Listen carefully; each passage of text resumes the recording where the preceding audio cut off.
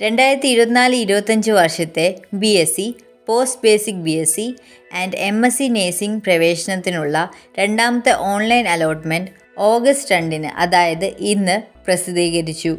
ഇതനുസരിച്ച് അലോട്ട്മെൻറ്റ് ലഭിച്ച അപേക്ഷകർ ഓഗസ്റ്റ് 2 വെള്ളിയാഴ്ച ഉച്ചയ്ക്ക് 1 മണിക്കും ഓഗസ്റ്റ് 6 ചൊവ്വാഴ്ച വൈകിട്ട് 5 മണിക്കും ഇടയിൽ അസോസിയേഷൻ വെബ്സൈറ്റ് വഴി ഓൺലൈനായി തങ്ങളുടെ അലോട്ട്മെൻറ്റ് സ്ഥിരീകരിക്കേണ്ടതാണ്. നിശ്ചിത സമയത്തിനുള്ളിൽ തങ്ങളുടെ അലോട്ട്മെൻറ്റ് താഴെ പറയുന്ന വിധത്തിൽ സ്ഥിരീകരിക്കാത്തവർക്ക് അസോസിയേഷൻ്റെ തുടർന്നുള്ള അലോട്ട്മെൻറ്റുകളിൽ പ്രവേശന അവസരം ലഭിക്കുന്നതല്ല. പ്രവേശനം ലഭിച്ച കോളേജുകളിൽ നേരിട്ട് ഹാജരാകുകയും വിദ്യാർത്ഥികളുടെ ഒറിജിനൽ സർട്ടിഫിക്കറ്റുകൾ പരിശോധിക്കുകയും പ്രവേശന നടപടികൾ പൂർത്തിയാക്കുകയും ചെയ്യേണ്ടത് ഓഗസ്റ്റ് 8-നും 12-നുമാണ്. ഇത് സംബന്ധിച്ച് വിശദാംശങ്ങൾ പിന്നീട് വെബ്സൈറ്റിലൂടെ അറിയിക്കുന്നതാണ്. പ്രോസ്പെക്ടസിൽ നിർദ്ദേശിക്കപ്പെട്ടിരിക്കുന്ന എല്ലാ രേഖകളുടെയും സർട്ടിഫിക്കറ്റുകളുടെയും ഒറിജിനൽ കോളേജിൽ നേരിട്ടെത്തി പ്രവേശനം നേടുന്നതിന് നിശ്ചയിച്ച വെബ്സൈറ്റിൽ അറിയിക്കുന്ന ദിവസങ്ങളിൽ പ്രവേശനം നേടിയ കോളേജിലെ പ്രിൻസിപ്പാളിന് സമർപ്പിക്കേണ്ടതാണ്.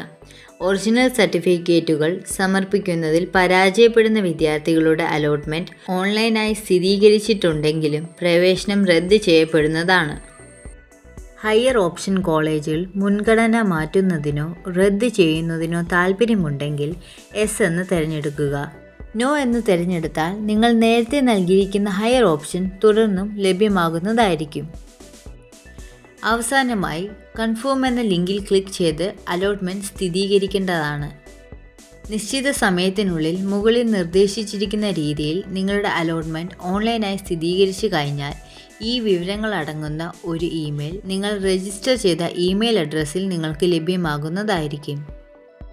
നേരത്തെ നടന്ന അലോട്ട്മെൻറ്റിൽ അലോട്ട്മെൻറ്റ് സ്ഥിരീകരിച്ചവരും അലോട്ട്മെൻറ്റ് സ്ഥിരീകരിച്ച് അതേ കോളേജിൽ തന്നെ മറ്റൊരു വിഭാഗത്തിലേക്ക് അലോട്ട്മെൻറ്റ് മാറിയിട്ടുള്ളവരും ഈ അലോട്ട്മെൻറ്റിന് തുടർന്ന് പ്രത്യേകമായി ഒന്നും ചെയ്യേണ്ടതായിട്ടില്ല.